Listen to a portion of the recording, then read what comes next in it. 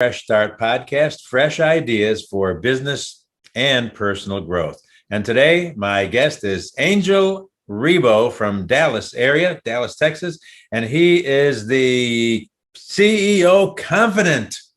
Exactly. Welcome, Thank you. Angel. Welcome. Thanks for being You bet. Of course. Thank you very much for having me, and thank you everybody who's listening to us today, David. Well, the CEO Confidant influencer, a LinkedIn strategist, international V host. What is a V host? TV host. Oh, I'm sorry. I dropped the T. Sorry. It's okay. It's fine. Yesterday, I dropped coffee all over my lap while I was recording. So I had to, the show must go on. So I just kept talking. I agree. That's funny. You were born near Barcelona, Spain. That's a beautiful place. Tell me about that. Yeah. So basically, I was born in a city which is 1 hour away from Barcelona. It's still part of that region of Catalonia that probably you're familiar with. Yes. I was born in a middle class family. I was really blessed that since very early on, since fourth grade, I started learning both English and French. And at the end of high school, I was able to, I was extremely fluent with both of them. When I chose where I wanted to go for college, I wanted to become a computer engineer. So I had to go to Barcelona with 17 years old. And actually, I have, relatives all over Catalonia, let's say, in different provinces in there. And my life has always been, I would say, it's like I was preparing for something internationally. Because also in college, one of the first things I did in college with 17 years old, it was actually start being the president of an international students association, which allowed me to have 3 different internships throughout my studies for several months in several, countries in Europe. So very early on, I was I was directed in that direction. I was going into that direction of having an international life, an international experience. And my brand, the CEO Confidant, I came up with the concept when I left corporate America in 2016, because I started to count my blessings of my life, and I realized that I had worked with more than 1,500 CEOs throughout my career, helping their companies and helping to grow their businesses.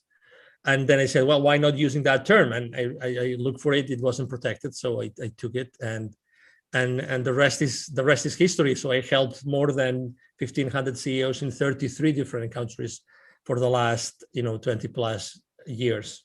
Wow. And yet you look so young. Thank you. Let me tell you why. Excuse me.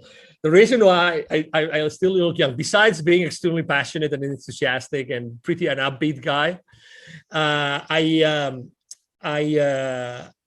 take a cold shower every single morning. I've been doing that for the last probably 5 years, and time flies. So it's a habit, and apparently everybody who takes care of their skin this way, I think that helps with their skin also.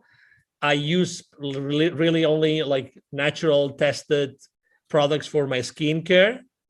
I don't know, I think that the energy that goes inside of me helps me to keep all my cells young and rejuvenated. I was just telling Dave before the conversation that I used to go to Costa Rica a lot. Unfortunately, I was not able to go to the beach, not one time, although I had visited Costa Rica, I don't know, maybe 30, 40 times. But I'm sure that I will have the opportunity to go like on a different kind of trip, and to go to one of the many rejuvenation centers and experiences that you can have in Costa Rica. Just a heads up, top secret, I'm working on a project here where I can bring in people like yourself, some CEOs, and have actually a mastermind kind of a special exclusive retreat here in Tamarindo, and they can enjoy all the amenities here in between, whether they want to go horseback riding on the beach, or snorkeling, or deep sea fishing, sailboats, or whatever they want to do in and around having some kind of a really special, unique, exclusive retreat for business owners, entrepreneurs, and people like that. Excellent. If you're a praying person, you can be praying about that because that is going to happen. Awesome. Thank you. Thank you. That's wonderful news. And obviously, anybody anybody that, tells me that they would like to have an special experience, I will definitely let them know. Thank you for sharing that. I didn't know that before. Oh yeah, absolutely. Well, I have these little cogs and wheels in my head that keep on turning and spitting out ideas. Cool. And as you know, as entrepreneurs, some fly and We're the same way. Some We're crash, the same some way. fly. Exactly. I agree with you 100%. Yeah, I was hearing a story about the Wright brothers when they invented that first plane in Dayton, Ohio, and they realized we can't fly it in Dayton. We got to bring it down to the beach in North Carolina because number one, there's wind, and number two, if we crash, we can crash into something soft. Looking ahead, thinking ahead, you never know, right? Exactly. Let me ask you this, Angel. Yes. In your younger days or in your college days, who would you say was what made a big impact on you and was a real influence on your direction? Anybody in particular that really yeah, I mean, I think it was definitely my father. My father was a business person. I would go with him all the time, every single weekend, if he allowed me to go with him to the different, plans that he was overlooking. He was the general manager for a group of food companies, and I would always go with him during the summer. I would actually work for him in one of the different plans that they had. I was actually boxing rainbow trouts in one of his fish farms in the north of Spain for so many summers.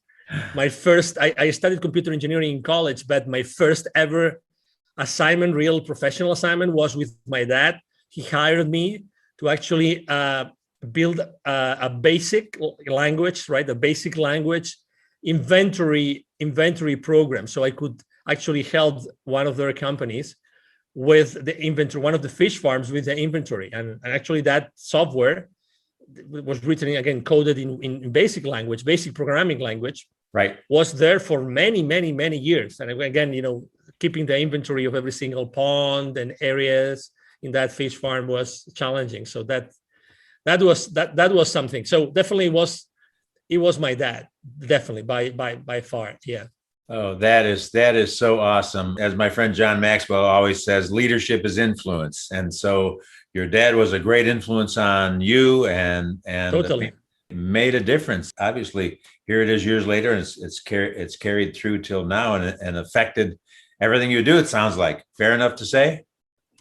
Oh, yeah. Because also he is both my mom and dad still alive in Spain, despite everything that's going on in the world. Right. He actually, he's being in a good mood most of the time, his passion, his enthusiasm. I definitely inherited that from him, like always looking at the positive side of things. It's definitely something, trying to always bring, understanding and connection among different family members and people. That's always been him, always. So, and I think that I definitely, I have a lot, and something that's really interesting. It's funny how, although my mom is a teacher, is a school teacher, my dad really didn't ever have a formal education. And it's funny how he reached, really, high levels of success, like in financial terms or in business terms, but he never spoke any foreign language. But he was visionary enough. Both of them were visionary enough to immediately, as soon as they could, to put me through both English and French, because that was at that side of Spain, we could only learn French in the school, given the proximity to the French border, but also at the same time on a private school to learn English. And that was really uncommon. It was uncommon. I mean, to be honest, when I was going to the private school after hours, after school, I was the only one that was going there to learn a second language. Everybody else was there learning English because their school wouldn't give them English, or like reinforcing the English tuition that they were having at the school. So it's really interesting how sometimes there's something already in place, like, I don't know, God or the divine or the universe, and you are surrounded, you're given the parents that put you in that path, even unknowingly, right? Because they never experienced that that that the fact of speaking different languages as a way to connect with other people from other countries. Yeah, so that is amazing. Yeah, as you say, I've told people even on the street, I don't believe in coincidences. I believe in divine appointments. Totally. And like your dad, my dad was a machine shop teacher who he actually was a machinist up in Rochester, New York at Bausch and Lomb, and he loved education, so he finished college in his 30s and 40s and went on to teach at a technical high school because he loved education, and that passed on to me because I love that stuff. And then thinking about his influence, he passed away very young. But all of my family, all the way from my Italian grandparents on down to both my brothers and sister-in-law and everybody, all entrepreneurs, business owners that started their own businesses. So I think that rubbed off a little bit on me, maybe. I love the divine appointments concept. I really love it. I'm going to use it moving forward. Really like it. Yeah. I mean, sometimes you call it, synchronicities or serendipities. Yeah. But it's definitely, it's things that they're going to happen anyway, sooner or later. They're going to happen anyway. That's right. Connections. They're connections. Relationships come and grow out of those kinds of things. And here you had connections and relationships with 1,500 CEOs, and I don't know how connected you stay with them now or not, but I'm sure that you had some relationships that were made in that setting. Would that be a fair statement?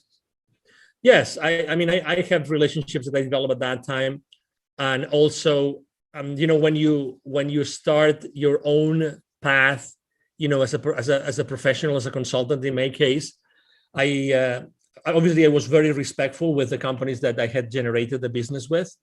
But at the same time, there's something which is, besides, let's say, we were talking about foreign languages as a way to connect with others, right?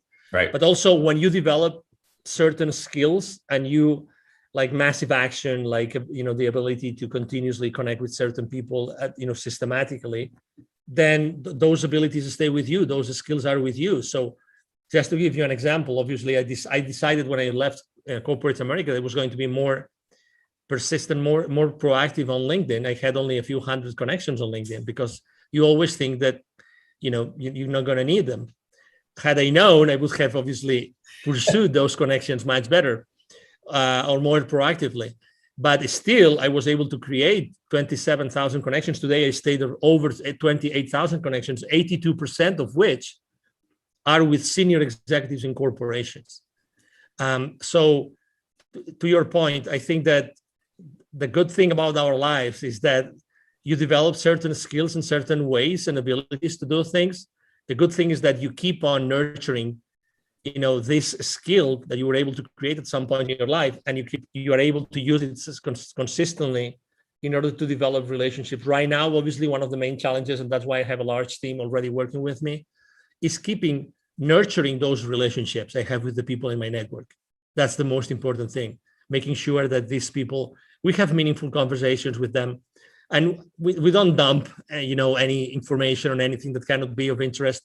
I think that right now that everything is moving like virtual and remote, it's more important than ever to be able to just exchange online the minimum amount of information, the only one which really interests whoever you are talking to.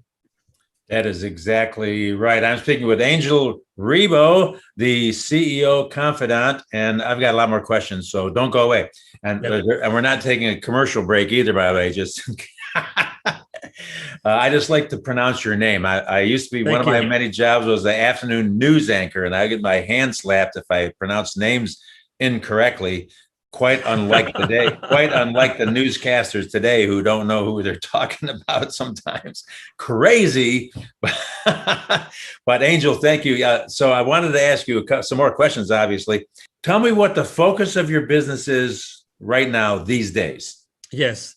So I would say it's twofold. Number one, making sure that both corporate CEOs and established entrepreneurs, we help them to bridge the gap globally for expansion and exposure as a way to accelerate the growth of their businesses. That's one thing that we do consistently. So it's basically business development, help them to get clients or maybe to create distribution channels in other countries in the world. That's number one. And the number two is I have been developed. You name it very well. You use the word influence, Oh yeah. influence behind leadership, right? So I read a book a few years ago that changed my life forever.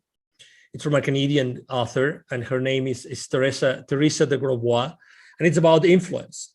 And I learned that influence is really a game, and that you have to be able to play that game properly and generously and from the heart.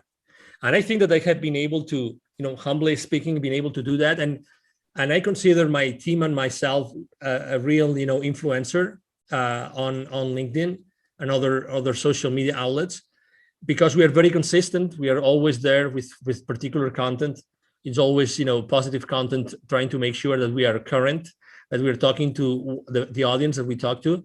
So we use our influence, large influence, to help others have more visibility for their products and for their services. So we are actually engaging both with brands and companies in order to put their messages, their services, their products, both B2B and B2C, in front of their audiences. Those would be the two main services that we provide today. It's so much more important today that to have a focused approach rather than just kind of I was talking with a gentleman the other day on my interview that it doesn't matter if you've got 1 million followers if they're either not your customers or your competition.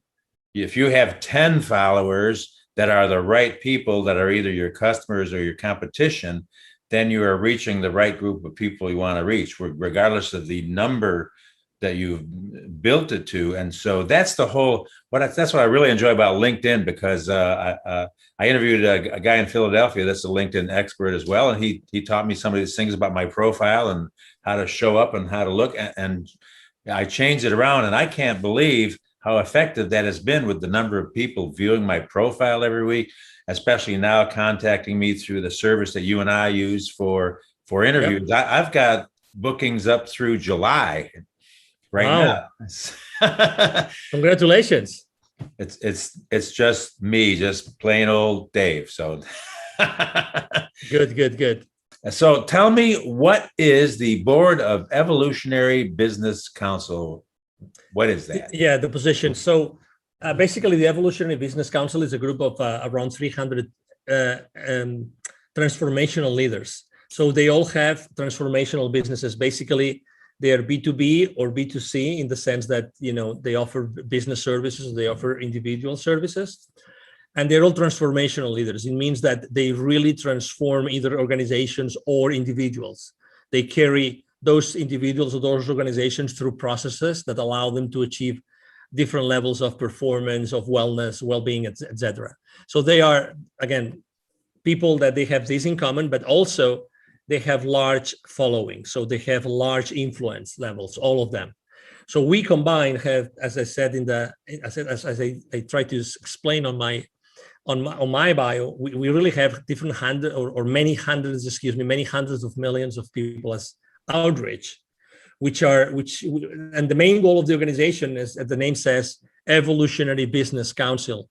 We believe that there's a better way to do business, and we believe that different areas in society need to change, and we want to be the changers. So we want to use our combined influence to do things together. That's what we want to do things together to change this world together in an evolutionary way, not revolutionary, but evolutionary way. And it happened to be at the board of that organization. I've been there for a couple of years, and that's what it means. So basically, I'm blessed with being at that level to help the organization as much as I can. That is very awesome. I like that concept of evolutionary rather than revolutionary. However, I happen to be a revolutionary. I didn't march against the Vietnam War or anything like that, but I started my own revolution. I call it the encouragement revolution.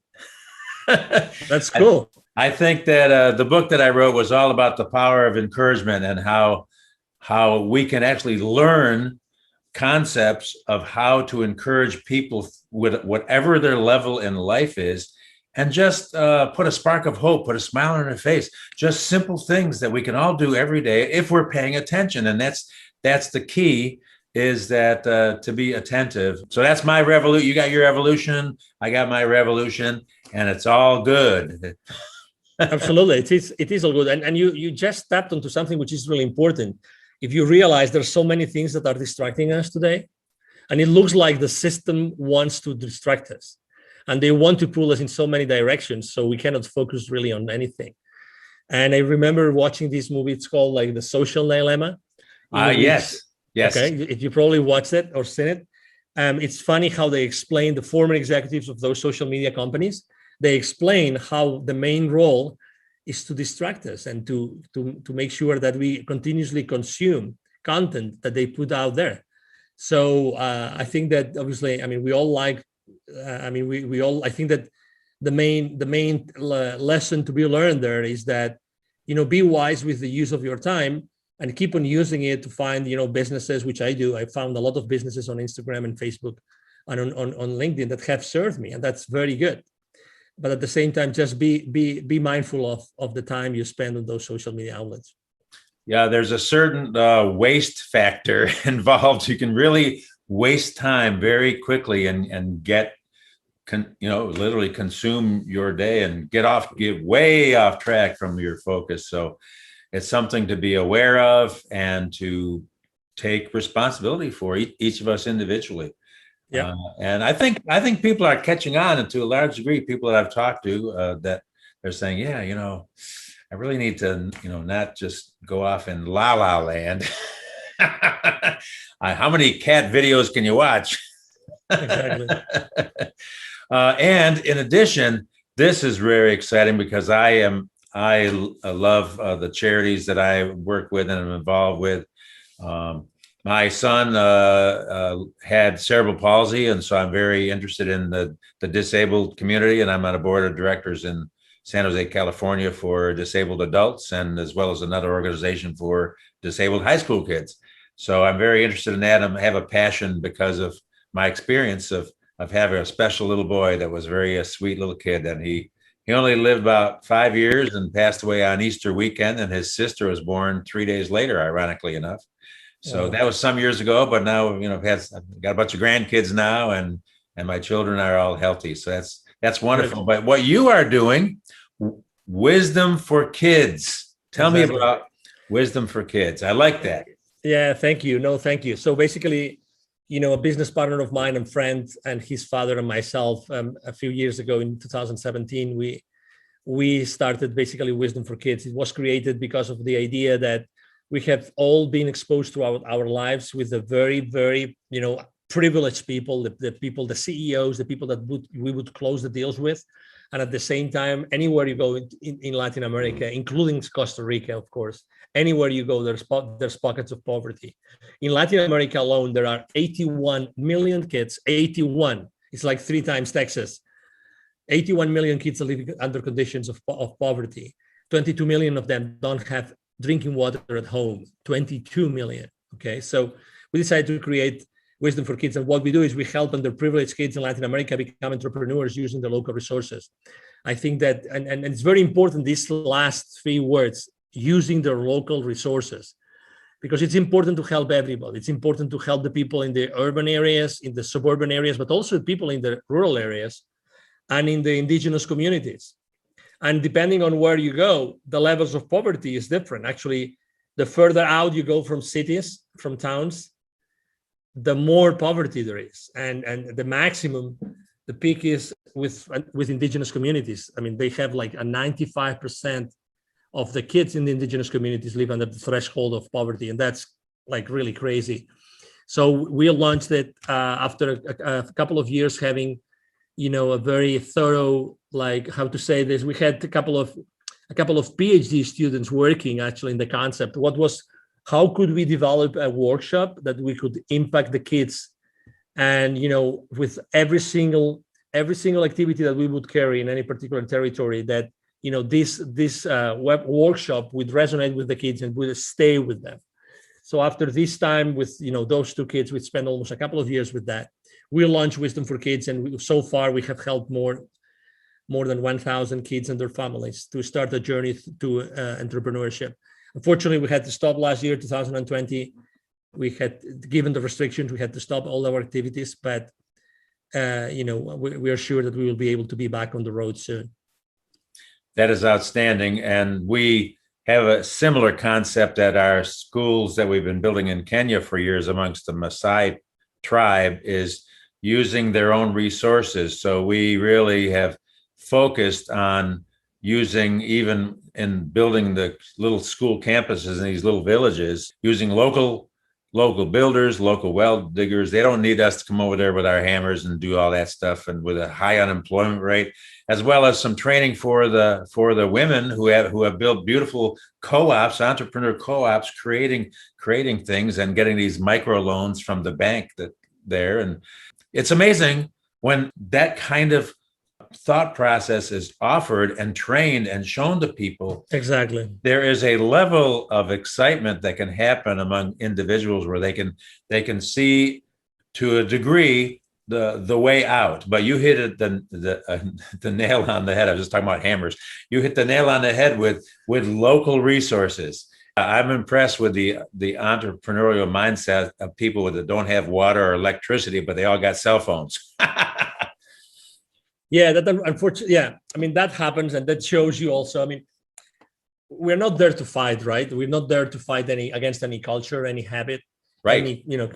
It's just what it is, and actually, it's a very important point for us, which is we're not disruptors. We just go there in order to support, in order to empower the people. Yes, and to empower the people that want to be empowered, because at the end of the day, we know that even though we developed, very powerful workshops, at the end of the day, also, it's the parents who are going to decide if this kid is going to do something, the parents or the tutors, right? Because depending on the type of community, unfortunately, the families are not, let's say, properly structured. So the kids don't have the proper support. And myself, I have myself been also involved in many different initiatives regarding special education kids. So I have encountered, and you probably have done the same thing, have experienced the same kind of situations, that special needs kids of of any origin, right, when they live under the threshold of poverty, their chances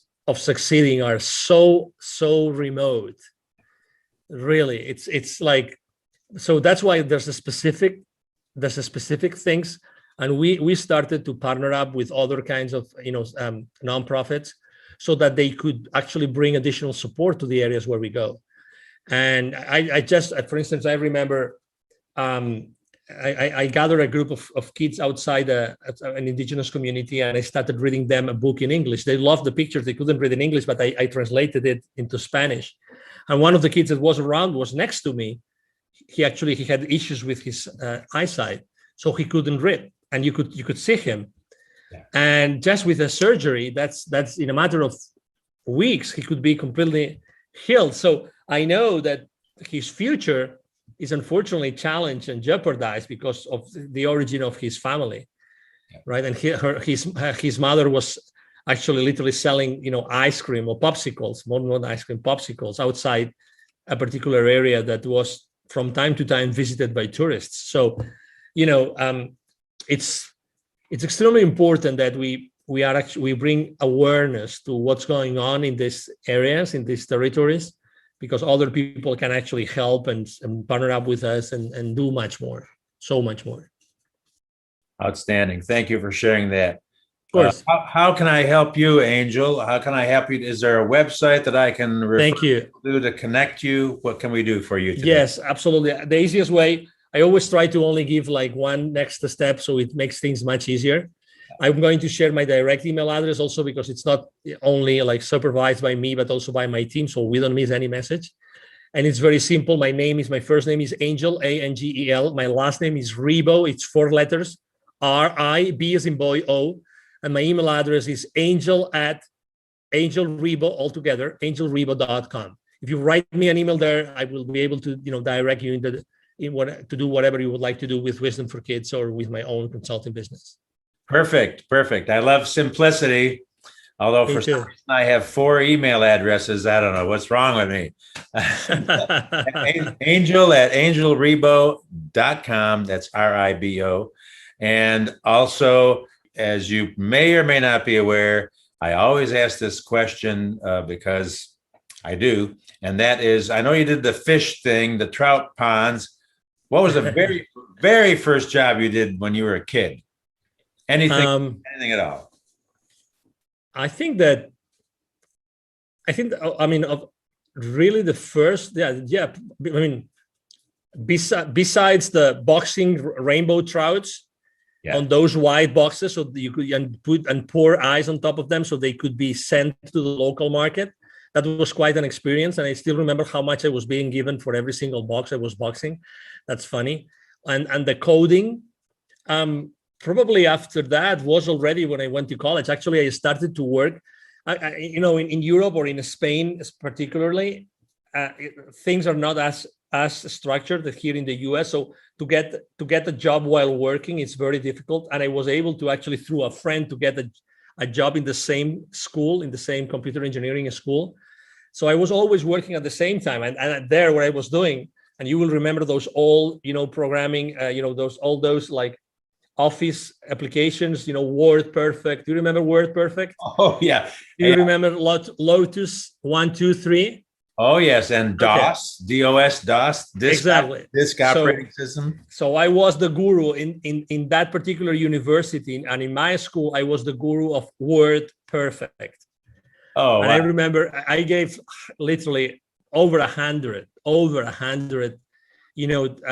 trainings to the administrative staff of the university. So I had a lot of fun. I mean, I think I've always wanted to, for money or without money, but I've always wanted to serve, and I've always wanted to like be a little bit ahead of my own game.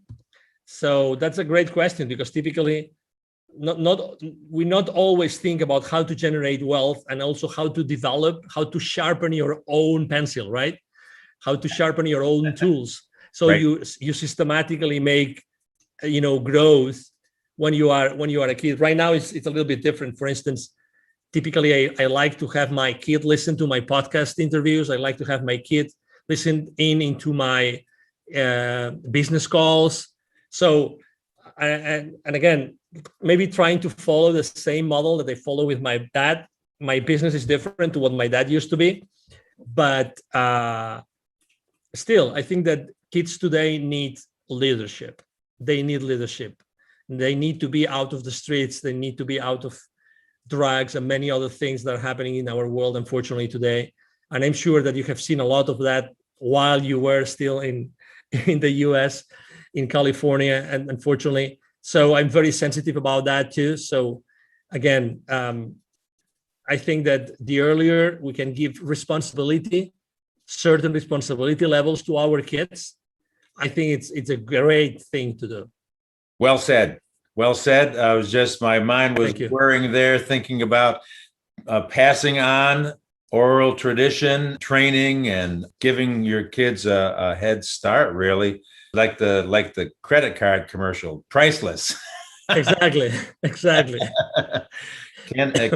Some things, regardless of data, some things cannot be measured, and that is one of them. Totally. Angel Ribo, my guest, thank you so much for being with me today. A real treat for me personally, and great to get to know you. I'm sure that we will connect again and maybe do some we will do some great things together in the future for the benefit of all, and just keep on passing along what needs to happen, what our gift is and what we're able to do, and be just a cog in the wheel if that's what it takes. But appreciate you, man. Thank you so much for being here. Count on me, Dave. Anytime. Thank you. Thanks.